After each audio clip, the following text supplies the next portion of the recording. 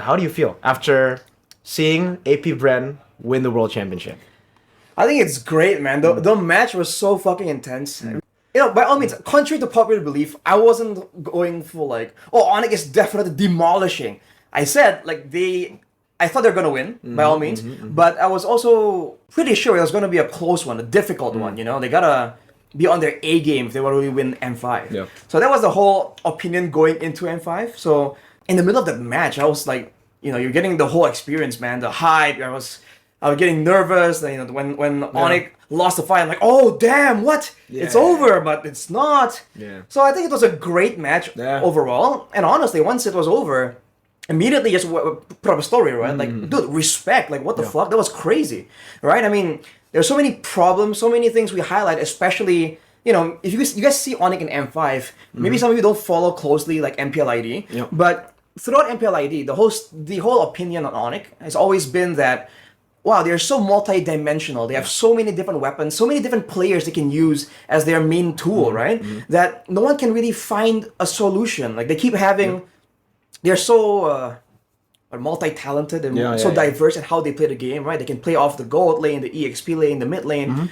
And it really feels like in the grand finals, AP Bren just kept decoding, man. They just keep finding solutions. Like, okay, focus on the gold lane. Doesn't work. Okay, focus on the jungle. Oh, it works. But then Onic adapts. Okay, fine. What next? What next? They kept finding solutions. And I think part of why they're able to actually find so much more success is because I do feel like as a region, the Philippines are a lot better at adaptation. Yeah. Because they have I see this a lot, man. They have a very intellectual approach to the game. Like, they don't really center everything on mechanics because it's important. But, you know, the strategy, the decision-making, the slower macro gameplay, that's where the Philippines shine. Yeah. So, I was telling this to a lot of people DMing me as well. You know, the ones that actually banter.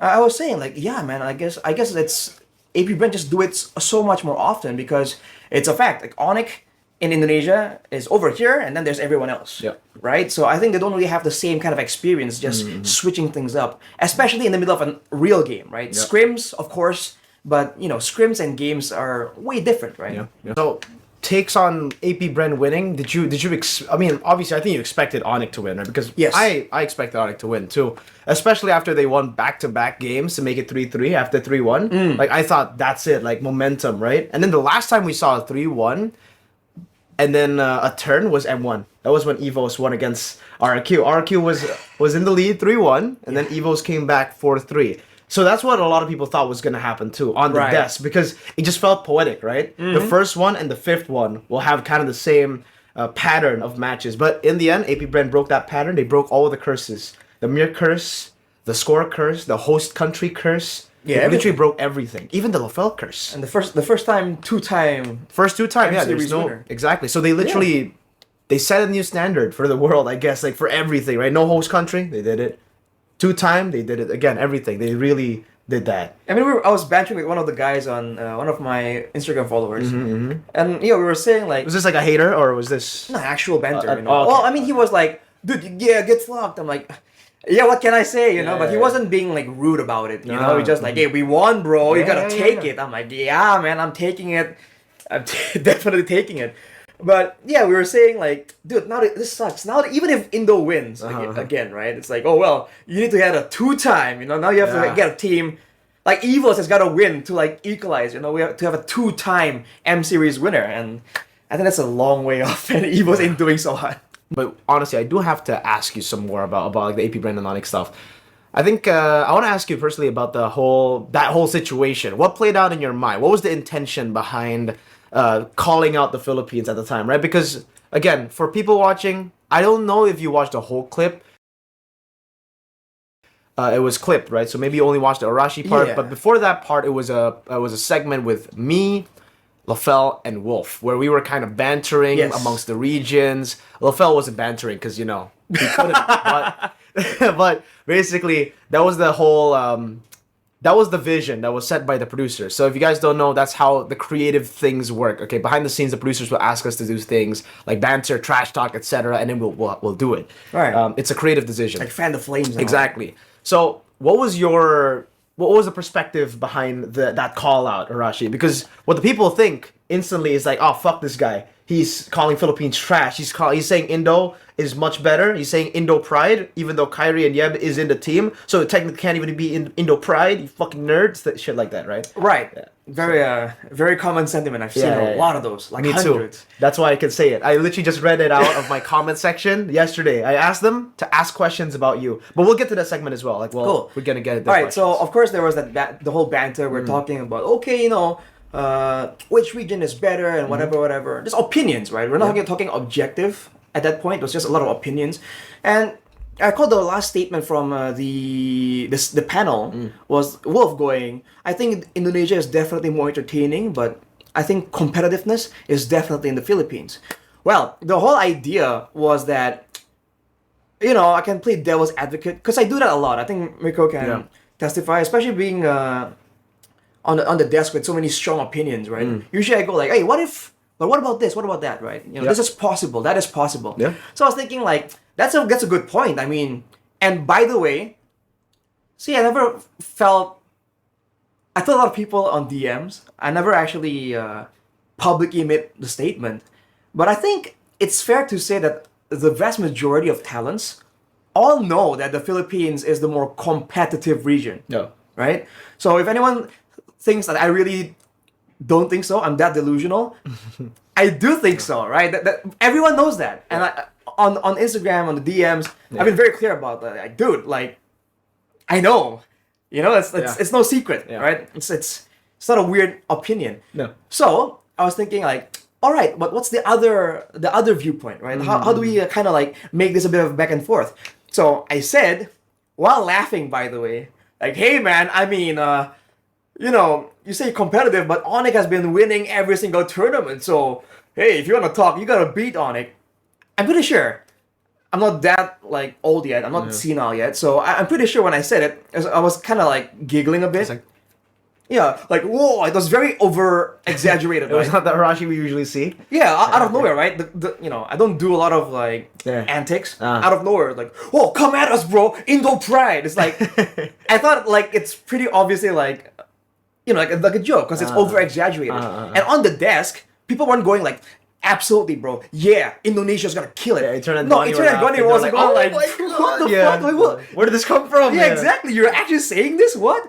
And we're all laughing about it. It was meant to be a bit more of an ironic kind of deal. You know, it's like, some fans, some Indonesians are like, no way, bro. Indonesia, all the time, every time, always.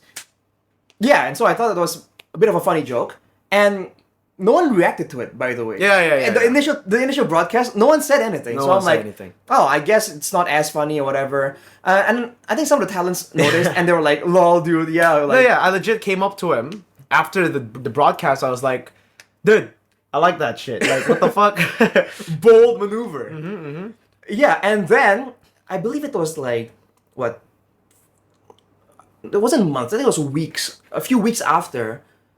Wait, so I'll give you guys a bit more context as well to why maybe Arashi did that in my perspective, because we've been saying, especially for casters, right, finding your character is very, very important, and I think for the most part Arashi still kind of back then was still struggling, maybe still struggling to this day to find that character, right? What does he want to be on the desk, like the villain, etc. Now right now he has a pretty good start to being the villain, because the PH #1 public enemy, and the hero for Indonesia technically could be that storyline could like that character could be. Dude, if you broadcast this, then that stops that whole train, dude. Yeah, but hey, I have to double down. Not everybody watches this. Not everybody will watch this. Most people will probably still look at that clip and say, "Nah, fuck you," Well, for a lot of people in broadcasting, right, there's always like the on-screen persona, the on-broadcast persona. So I mean, that's still possible. Yeah, exactly. It's like pro wrestling, It's people say. As our very, very goated Indonesian caster would say, Ranger Emas, he would say, "Kalau nggak ada gimmick nggak laku." That means if you don't have a gimmick, you're not gonna sell. And that's fairly accurate, right? I must say, yeah. Pretty accurate. So that's like my thoughts as well. I've been telling him so many times as well to be an analyst, to be a good analyst. And what separates good analysts from the best analysts like Wolf, LaFell, Gideon, Leo, is they actually have opinions. They're bold. They can make those big opinions. But, maybe the opinions... Well, actually, to be fair, it was true. What you were saying was true at the time. Like, so even if it was not a joke, it was not entirely wrong either, right? Yeah. It just looked horrible because they uploaded it again. The Clippers uploaded it again after M5. Right. Which makes it seem like you said that after M5. Well, see, because back then, wait, they won MPL Season 11, they won MSC and Snapdragon, and that was against Filipino teams, that was against everybody, all the teams in the world, right? Right, and the thing is, what makes a good joke, right? If the joke is obviously a joke, who's the guy that said it? A good joke shouldn't be the whole room laughing. Okay. A good joke should be like 50% of people laughing, 50% of the audience laughing, and 50% absolutely horrified or pissed off. Okay. Right? So that's... You got the good 50% then. You got the... oh, actually, maybe in 70-80%. Well, we got... The point is... the point is... Yeah, so... Which is why the joke needs to be like somewhat true, even though it's not like... Not ultimately, like, not, it's not a fact, you know? Exactly. It's an opinion, it could be subjective, it's ironic, right? It's hyperbole. Yes. Back to the story, a few weeks after, even before M5, can you name drop the channel? Yeah, sure. Channel names and stuff? Okay, just confirming. So, ZEkilled? ZEkilled uploaded the clip, right? And it all began, I forgot when the clip started, but it really didn't show too much context. I think it just went straight from the end of the panel segment. So it just seems like there's nothing going on, and I just went, "Hey, by the way," out of nowhere. I'm pretty sure that's how that's how the tone looked, right? Yeah. So when that uploaded, there were quite a few people just going on my DMs like, "What the fuck? Why the fuck would you say that, bro? That's unacceptable. Like that's a garbage take." But it was only a few people, so I'm like, well, okay, you know, there's always gonna be some crazy people, right? Like we're talking countries, your regions, right? Yeah. It's always gonna be crazy people. And then after, like you said, after M5, it kind of like made like a resurgence, obviously. Because because they re-uploaded it.